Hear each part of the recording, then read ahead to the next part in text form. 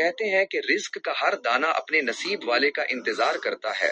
ایک گاؤں میں ایک بزرگ سکون سے بیٹھے مکئی کے بھٹے بھون کر کھا رہے تھے کہ اچانک ایک دانہ زمین پر جا گرا۔ پاس ہی ایک مرغا کھڑا تھا جس نے اس دانے پر جھپٹنا چاہا، لیکن ان بزرگ نے پھرتی دکھاتے ہوئے وہ دانہ خود اٹھا کر اپنے منہ میں ڈال لیا۔ مگر قدرت کا کرنا ایسا ہوا کہ وہ دانہ ان کی سانس کی نالی میں جا پھنسا اور انہیں سانس لینے میں شدید تکلیف ہونے لگی۔